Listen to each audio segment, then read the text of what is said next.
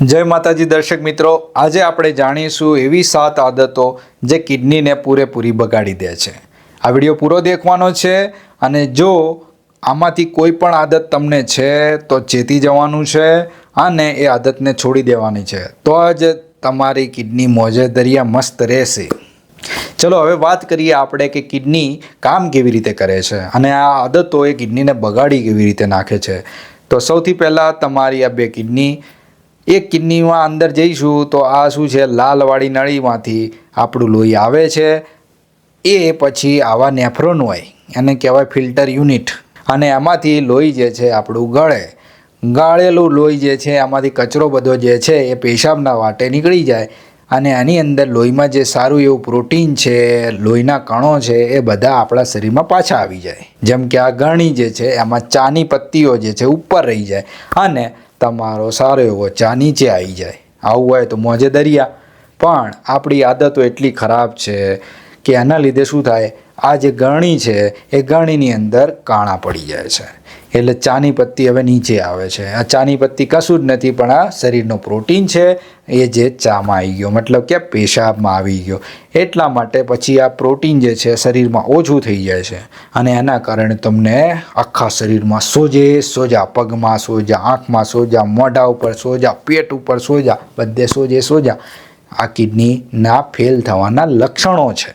તમે ગરણી હોય એમાં તમે ગુલાબજાંબુની ચાસણી ને તેલ ને બધું ગાળતા હો તો પછી શું થઈ જાય, એમાં બધું ભરાઈ જાય અને એક સમયે ધોતા ના હો તો એ બધી જામ થઈ જાય. આવી ગરણીમાંથી તમે ચા નાખવા જાઓ તો ચા એમાં ને એમાં ફસાઈ જાય, નીચે ટપકા પડે ખાલી. તો આને શું કહેવાય કે જેમ કે આપણા ફિલ્ટરો જે છે એમાં તમે એટલું બધું નુકસાન કરો, એટલી બધી ખાવા પીણા એવા નાખો કે એ બધું જામ થઈ જાય. એના કારણે પછી ફિલ્ટર થવાનું જ બંધ થઈ જાય છે અને ફિલ્ટર આ છેલ્લા સ્ટેજમાં આવું થાય છે કે ફિલ્ટર થતું જ નથી અને આપણે કહીએ ઓછો પેશાબ આવો, ઓલિગો યુરિયા. તો હવે આપણે જોઈશું કે એવી કેવી આદતો છે જે આ ફિલ્ટરને પૂરેપૂરું નષ્ટ કરી નાખે છે, બગાડી દે છે. અને આવા જે ફિલ્ટર છે એક કિડનીમાં 10 લાખ ને બે કિડનીમાં 20 લાખ. અને આવી આદતોના કારણે એક લાખોમાંથી હજારોમાં કન્વર્ટ થઈ જશે, પછી તો 100 ને 1-2 રહી જાય છે અને કિડની ફેલ થઈ જાય છે અને ડાયાલિસિસ ને કિડની ટ્રાન્સપ્લાન્ટ ને આવું બધું કરાવવું પડે પછી. તો ચલો આપણે હવે આદતોની વાત કરીએ. સૌથી પહેલી આદત છે પાણી ઓછું પીવું. તમે પાણી ઓછું પીવો એટલે તમારા લોહીમાં બી પાણી ઓછું થઈ જાય છે, એને આપણે ડિહાઇડ્રેશન કહીએ છીએ. આવી રીતે જ્યારે તમને શરીરમાં પાણી ઓછું હોય ને એટલે તમારી કિડનીમાં બી એ લોહી ઓછું જશે અને લોહી ઓછું જશે એટલે ફિલ્ટરેશન ઓછું થશે. હવે વધારે લોહી ગળાશે નહીં. તમે જ્યારે વધારે પાણી પીવો છો ત્યારે વધારે લોહી ગળાય એટલે વધારે કચરો ફિલ્ટર થઈ જાય, નીકળી જાય પેશાબના રસ્તે. પણ તમારા શરીરમાં લોહી ઓછું પહોંચે છે આ કિડનીઓમાં, કારણ કે તમે પાણી પીતા નથી. એટલા માટે શું થશે, તમારો કચરો ઓછો ગળાશે એટલે તમારા શરીરમાં એ કચરો વધશે, બીમારીઓ લાવશે. બીજું કે તમારું લોહી કિડનીમાં ઓછું પહોંચે છે એટલા માટે કિડનીમાં જે પેશાબ લઈ જતી નળીઓ જે છે એ તમારા લોહી ઉપર નભતી હોય છે, એ લોહી ના મળવાથી બગડી જાય છે. એટલે એને આપણે કહીએ છીએ ટ્યુબ્યુલર ઇન્જરી. એટલે તમારી જે નળીઓ, જે પેશાબની નળીઓ છે એ બગડી જાય છે. બીજું કે તમે પાણી નથી પીતા અને જે પેશાબની નળીઓમાં જે પાણી હોય છે એ ઓછું હોય છે અને એની અંદર કચરો ખૂબ વધારે હોય છે એટલે ક્ષાર બહુ જામે અને આવો ક્ષાર જામે એટલે પથરી થવાનો જોખમ તો અલગ જ. એટલે આવી પથરીઓ થાય એટલે કિડનીને ઓર વધારે નુકસાન. એટલે પાણી ઓછું પીવું એ સૌથી ખરાબ આદત છે. આદત નંબર 2, તમે ખાવામાં ખૂબ બધું નમક યાની કે મીઠું ભભરાઈ રહ્યા છો. હવે તમે બહુ બધું મીઠું, સોલ્ટ ખાશો ને ખાવામાં તો તમારું લોહી જે છે એ ખારું બની જશે અને આવું ખારું લોહી બધા અંગોમાં પહોંચશે ને એટલે આ બધા અંગો જે છે તમારા મગજને કહેશે કે અમને બહુ ખારું લોહી મળી રહ્યું છે, અમે કામ નહીં કરીએ, અમને ચોખ્ખું લોહી આપો. એટલે તમારું આ મગજ છે તમને તરસ લગાડશે એટલે તમે ખૂબ બધું પાણી પીશો. તમે પાણી ના પીઓ તો શું કરશે, કિડનીમાંથી જે પેશાબ ફિલ્ટર થઈ રહ્યો છે ને એમાંથી બી પાણી ચૂસી લેશે અને તમારી આ નળીઓમાં ભરાશે.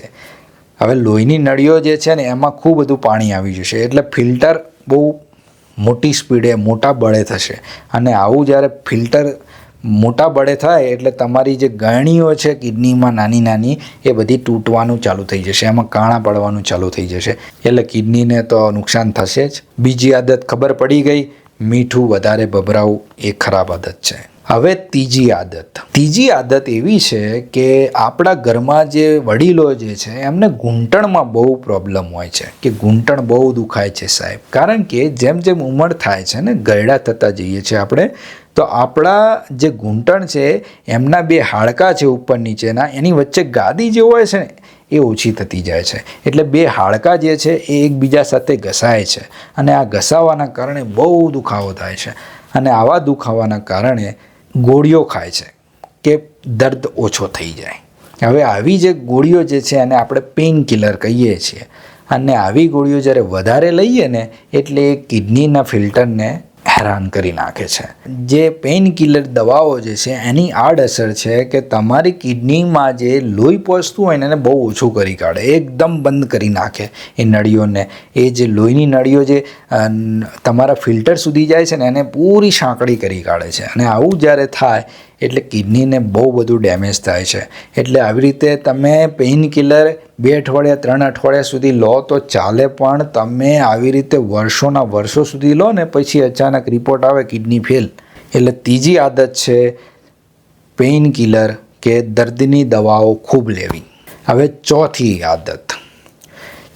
આદત આ જવાનિયાઓ જે ખૂબ બધું પ્રોટીન લે છે ખાવામાં, હદ પાર, કોઈના ગાઈડન્સ વગર પ્રોટીનના પાવડરો, ઈંડા, માંસ, મચ્છી, મટન, આ બધું જે ખાઈને જે શરીરમાં પ્રોટીન ભેગું થાય છે ને એ બધું જ તમારી કિડનીને હેરાન કરી નાખે છે.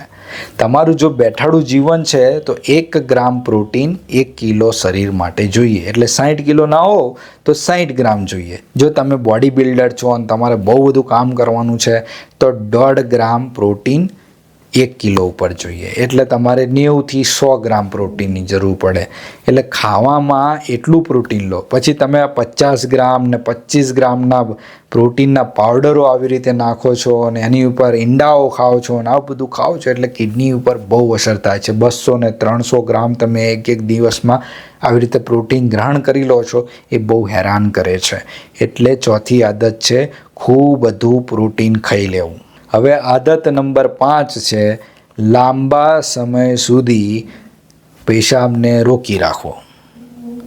હવે વિદ્યાર્થી મિત્રો હોય છે, ક્લાસમાં બેઠા હોય છે, 1 કલાક ને 2 કલાકના ક્લાસ હોય છે અને પેશાબ રોકીને બેઠા હોય છો તો આવું કદી કરવું નહીં. સીધી રીતે સાહેબને બોલી દેવું કે ભાઈ સાહેબ બાથરૂમમાં જવું છે. જો તમે લાંબા ગાળા સુધી પેશાબને રોકી રાખશો એટલે તમારી કિડનીમાં અને પેશાબની નળીઓમાં આ બધો યુરિન, આ જે બધો પેશાબ છે એ બધો આવી રીતે પડ્યો રહેશે. હવે આમાં અંદર રહેલો જે ક્ષાર છે ને એ બધો આવી રીતે સમયની સાથે જેટલો ટાઈમ તમે વેઇટ કરશો એટલો ટાઈમ એ બધો ક્ષાર ભેગો થશે અને તળિયે જામી જશે. અને આ જે ક્ષાર છે એ ભેગો મળીને શું કરશે? પથ્થરીઓ બનાવશે. ભાઈ આવી પથ્થરીઓ તમારા પેશાબના રસ્તાને બ્લોક કરી કાઢશે અને બ્લોક કરી કાઢે એટલે તમારું જે ફિલ્ટર થયેલું પેશાબ જે છે એને આગળ નથી વધવા દેતું. એના કારણે શું થાય છે? બેક પ્રેશર વધે છે અને આવો પેશાબ જે એકત્રિત થઈ ગયેલો છે એ કિડનીને ફૂલ બગાડી નાખે છે અને હાઇડ્રોનેફ્રોસિસ નામની બીમારી બી કરી શકે છે અને કિડનીને ખલાસ બી કરી શકે છે. ઓપરેશન કરાવવા પડશે પછી.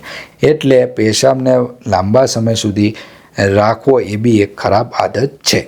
આદત નંબર 6 છે ખૂબ મીઠી વાનગીઓ ખાવી. જેમ કે જલેબી, રસગુલ્લા, ગુલાબજાંબુ, ચાસણીવાળા દ્રવ્યો, મીઠી ચા, આ બધું જ્યારે તમે ખાઓ છો એટલે તમારી કિડનીના જે ફિલ્ટરો છે એમાંથી એ બધું ફિલ્ટર થાય ને એટલે બધું ચોંટી જાય અને એ ફિલ્ટર જે છે એ જાડું થઈ જાય અને આવા જાડા ફિલ્ટરમાંથી કશું જ પસાર થઈ શકતું નથી. એટલે આગળ જઈને એ ડાયાબિટીક નેફ્રોપેથી નામનો રોગ કરે છે અને આમાં કિડની પૂરી ફેલ થઈ જાય છે. આદત નંબર 7 છે અને છેલ્લી આદત છે જે સૌથી ભારે નુકસાન કરે છે અને એ છે વ્યસન. તમાકુનું વ્યસન, સિગરેટનું વ્યસન અને દારૂનું વ્યસન. એટલે આ બધા વ્યસનોમાં રહેલું નિકોટીન જે છે, એસિટાલ્ડીહાઇડ છે અને બહુ બધી ભારી ધાતુઓ આની અંદર આવેલી હોય છે જે આ કિડનીને ખૂબ ઇન્જરી કરે છે, આ કિડનીને ખૂબ જોખમ આપે છે અને કિડનીને જ નહીં પણ આખા શરીરને તમને હેરાન કરી નાખે છે. જો આ 7 આદતોમાંથી કોઈ બી આદત તમારા અંદર તમને દેખાઈ રહી છે તો તરત ચેતીને એને છોડી દો. તમારી કિડની તમને ખૂબ ખૂબ આભાર માનશે અને તમને ખૂબ તંદુરસ્ત બી રાખશે. આપણા શરીરનો જે કચરો છે એ કિડનીને નીકાળવો પડે છે અને કિડની જો સારી નહીં હોય તો આ કચરો જે છે આપણને ખુદ મારી નાખશે. એટલા માટે આપણે ખૂબ ખૂબ તંદુરસ્ત રહેવાનું છે. જો આ વિડીયો સારો લાગ્યો હોય તો વિડીયોને લાઈક તો કરી દો મોટા, અને સબસ્ક્રાઈબ કરવાનું ભૂલતા નહીં. ચલો હવે નવા વિડીયોમાં મળીશું. ત્યાં સુધી સૌને મારા જય માતાજી.